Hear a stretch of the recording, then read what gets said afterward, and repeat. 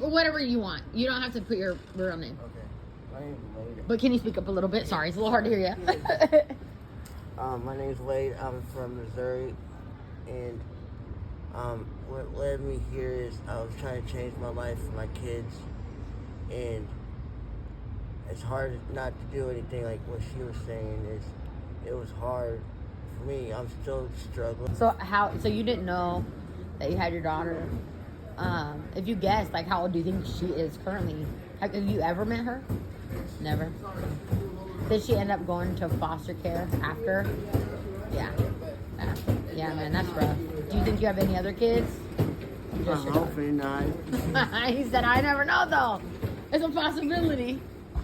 So you said you were from Missouri? Mm-hmm. Yeah. How did you? And you came here for recovery? You know, Portland does have it's so loud. Portland does have one of the best places to get clean. You know, if you want to get clean, come here. Except it's kind of hard because if you want to come here and get clean, there's so much to get into. Like, there's so much you can. Right. You know what I mean? It's like half of it's get clean and the other half is like fucking up, and you can really like go both ways. It just depends on what you really want for yourself, right?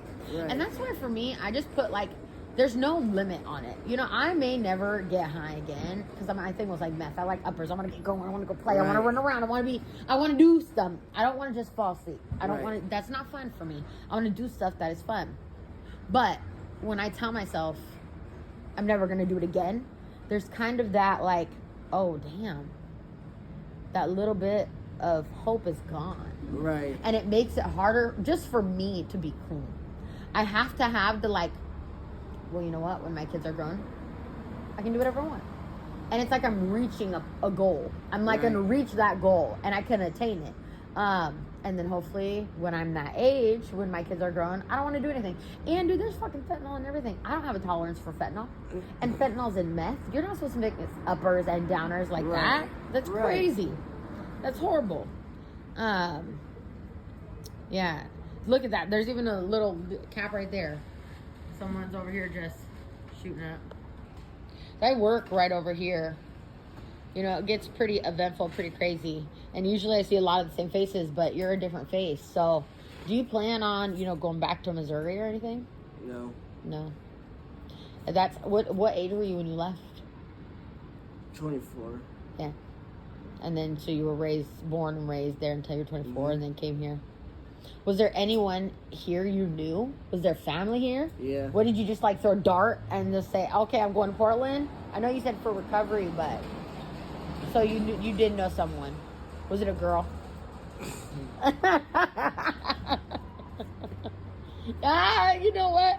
I did another interview with a gentleman and he had the same thing. I was talking to him and I said, how'd you get here? He said, you know what?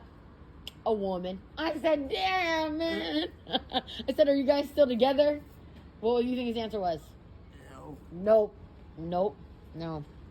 You think it was worth it, though? Would you rather have stay at home? No, you like it here better? So, I know down here, so when I used to be homeless, I used to live on, like, you know the Springwater Trail? Oh. So, I used to live over there. And when I first moved over there, dude, I had moved in with one of my friends. She was living over there. Long story short, I was there and someone hung a dog on the trail. So when you're walking down the Springwater Trail, there's camps, you know, like this everywhere. Camps everywhere, dude. So everyone's talking about like these people that hung a dog. And I'm just like, dude, that is so fucking crazy. But when you're out there and you're running around like in the numbers, I feel like it's a different type of environment. Hi, you're back. Hi, sweetie. I feel like it's a different type of environment because you can kind of run around and fend for yourself. Hey, I'm really doing something.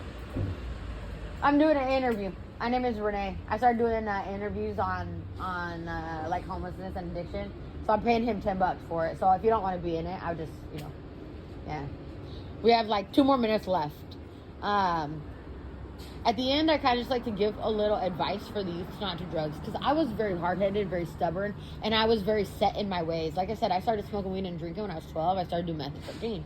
Right. It was my way of connecting with people, though. People always say I do drugs to not feel. Mm-hmm.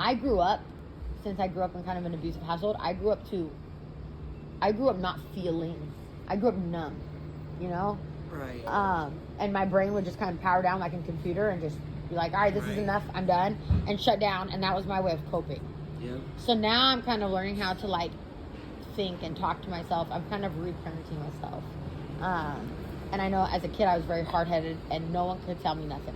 So is there any advice you can give to the kids to just not choose this path? Not do drugs. Listen to your mom. Listen to your dad. If you don't have them, just like make sure you are on the right path, because this isn't fun. I'm just saying, just don't follow my footsteps. That's all I'm going to say. Right. Don't follow my footsteps. Right. All right, man. I appreciate it.